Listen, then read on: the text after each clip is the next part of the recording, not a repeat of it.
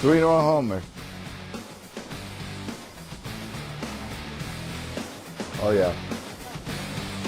Three-run Ding Dong Johnson. Count is still 1-2. Got a steal. Soto, a high fly ball to center. Thomas backing up. Thomas at the track. And Juan Soto! A 3-run home run!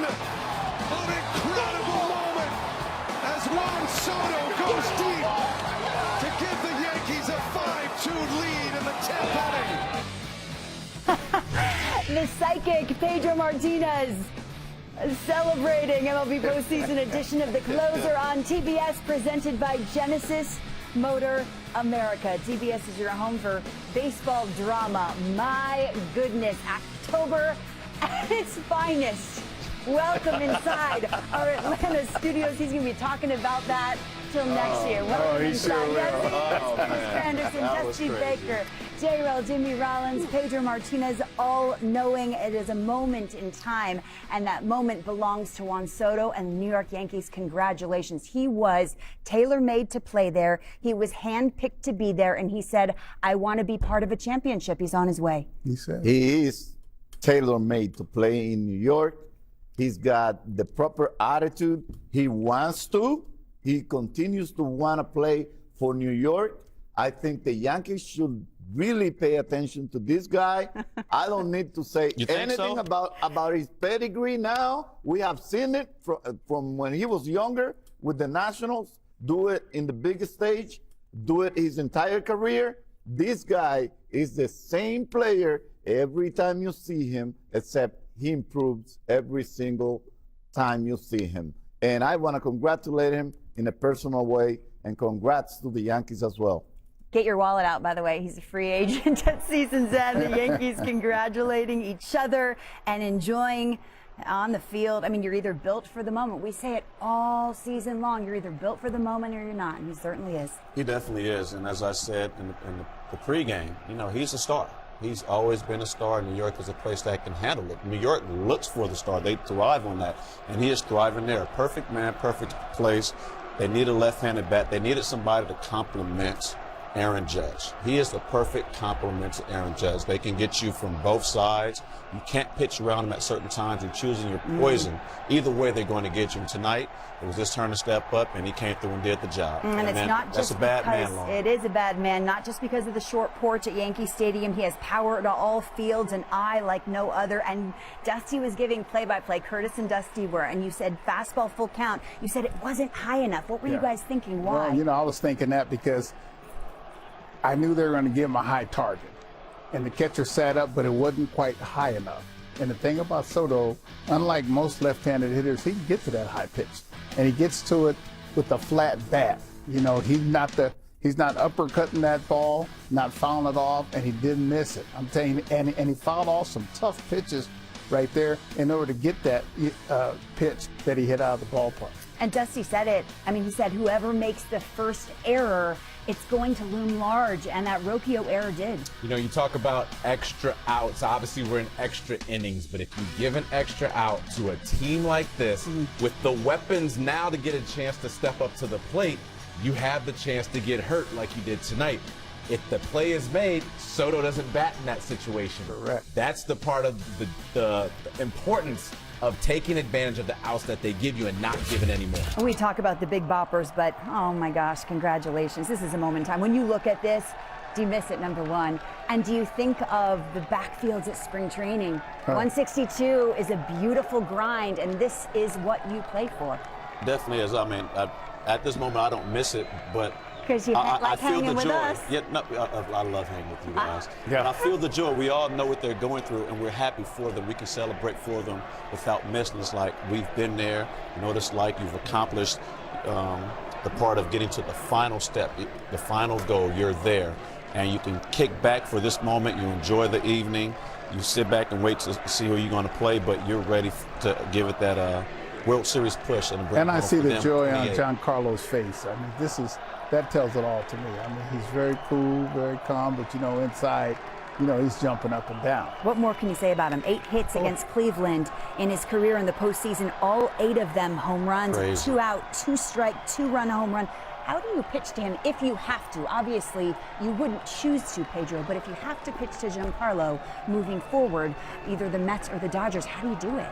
Well, you try not to get him with men's on, and when you do, if you're gonna pitch to him, you better really crowd his body. Much rather give away a walk or maybe a hit by pitch, but make sure you establish up in here, and then you go way out of the strike zone, because he can really extend those big arms. And if he does, it doesn't matter what part of the field he hits it, it's out. So you have to crowd him really, really high and tight, and with good stuff, not mediocre stuff. It's got to be good stuff up, and stay away from him as much as you can, where he cannot reach with those long arms. I love when Pedro talks about good stuff. Like, everything he threw was great. And you know what? The starters in this game were pretty darn good, but it is the bullpen arms, Curtis. We talk about it every year, that are your lifeline in October. It was Tim Hill, it was Mark Leiter, it was Jake Cousins, it was Luke Weaver. And remember, it was the question mark. Were they going to have enough on the back end? That's true. And Booney said, we're going to go closer by committee towards the end of the season, and that's what they've been doing. Whoever was the hot arm in the right situation, they called on it. If it was a lefty, if it was a righty, if they wanted changeups, if they wanted velocity, they had it, and every person they called down there answered the call. Anthony Volpe was asked about a potential trip to the World Series. He said what makes the Yankees is their October success. We haven't seen that in a while, but that's exactly true. Yes, the last time they've had that ultimate success, I was on the field listening to a bunch of grown men jump around celebrating something that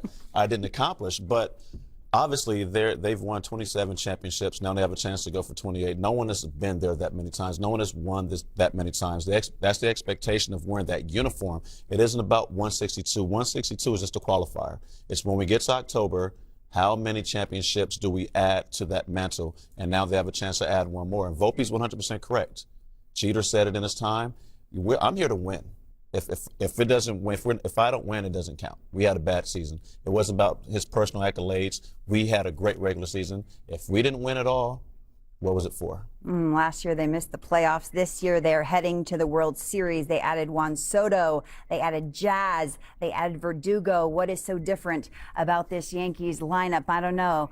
A bunch of power, a bunch of talent. That's the difference, right? And experience. I mean, how do you get a young champion in some of these players, and then now you got a chance to win another championship? Boone, you saw his smile, Right. and it spoke to you. Why Well, so? yeah, it spoke to me because I know the feeling, and I know what it takes to get there. It's a long road, and it's a tough road, and you have to be the strength of the organization and the strength of your team, and for them to get there after such a long period of time, I mean, it's totally gratifying. But you're happy tonight and happy tomorrow, but you're trying to figure out how we're going to get to the mountaintop and be the champions. What about if you're Stephen Vogt, first-year manager? Oh, yeah. I've been there, too. You know, we've all been there.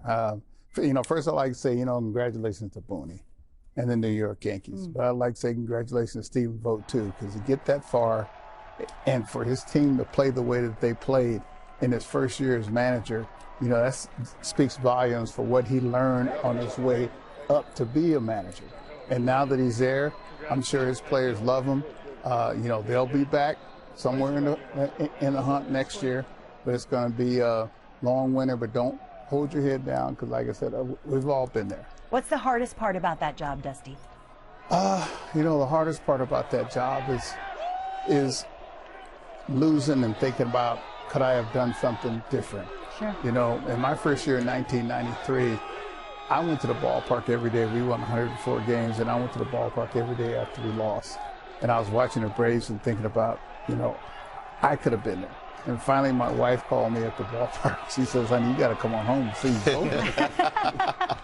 Because I was not ready for the season to be over. And I'm sure the Cleveland Indians weren't ready for the season to be over either. And what about the toughest decisions you make during the game? Is it bullpen decisions? Well, yeah, probably. But the thing about managing is that you're judged on how the players perform. If they perform well and if they do the job, then you look like a genius. And if they don't do the job, then it look like, you know, you kind of look like a dunce. And it was a lot easier when I was playing because I was being judged on my personal performance versus the performance of everybody else. And so, you know, that was tough as the manager. And kind of along those lines, you have the Yankees from last year and the record they had and not getting in there and being in New York and calling for Booney's head. Right. How do you reset that and then have what we have going on right now? Well, number one, you can't read it. You know, you can't read it. You know, you can't look at the internet because people will control your own self-esteem, and nobody has the right to control your own, you know, your self-esteem. So, you know, you have to be strong mentally, you have to be strong physically. And to me, you know, prayer really helped me. And, you know, I'm sure the same thing happened to Stephen Vogt. World Series caliber teams, they all have the same thing. They have great starting pitching. They have bullpens. They have boppers. This Yankees team has it all, Jimmy. They definitely do. And one thing you left out, as we've been talking about it, they have that clutch gene. You have to be clutch in October. You have to be able to hit with 2 outs. You have to be able to drive in runs when they count. You have to be able to make the pitches. You have to be able to make the plays. They did all those things. And the difference tonight was a ground ball that was trying to be turned to a double play when the play said you're only getting 1, but just doing a little bit too much, which allowed for Soto to come up in that situation before they had a chance to go back in and see if they can walk it off. They do have everything. They have probably the best 2-3 combination in baseball. It's tough to say because you got Mookie and Shohei out in L.A., but these guys are doing it on the biggest stage for the toughest city, the Yankees, where they expect nothing less. If you don't win a championship, all that goes for nothing, and they understand that. So that celebrating is like we're one step closer. You enjoy it. You understand there's a lot of work that you need to do, but you're not worried about that tonight. Tonight, we're popping bottles. We did what we're supposed to do. I put on my smoker's jacket because we didn't have a couple cigars. I already told you. But Jimmy, take that out. I want to add something too, and I want to take the moment to actually say something to the young Guardians, because we saw Rocchio go home now with the error. And I'm just going to say to Stephen Vogt, the Cleveland Guardians, congratulations on being here. I know it sucks to go home, but don't hang your head, because you guys have a bright future. All those guys that you have are young, are talented, and you're going to have many, many more opportunities. And more than anything, learning experience from this year. So I hope you guys don't hang your head, go home, learn from the mistakes this year, and next year we're all looking forward to seeing all of you and perform at the level you did. And feel good about yourself. Yes. You know, that's the whole thing. You got to feel good about yourself, about where they came from and where they are right now. And, you know, I think that's number one, you know, because a lot of times you punish yourself when you go home, you know, during the winter. I should have done this, I should have done that. Sure. But you think about what you have gained and what you have done versus what you lost. And you know what, Dusty? One other piece is that we saw Clase do it all year. And all of a sudden, at this moment, he was tested. But he was able to bounce back today. We also saw Rocchio, a young rookie, doing it all year. I mean, you don't expect guys this young to perform at the level that they did. Jimenez, even Ramirez, who's a tested player, had his moments of struggles. So for the Guardians, I got nothing but positive things to look forward to if I'm Stephen Vogt. So Guardians, congratulations as well. I know it sucks not to go to the World Series, but we are extremely proud of all of you. That's so well said. You know, I'd like to add one thing. Please. You know, during this time, I got to give the Yankees scouting department a lot of credit, because they had a game plan against Clase. And you could tell the game plan was to hit the ball away or look for the ball on the outside. And it took Clase a little time and the Guardians to make that adjustment.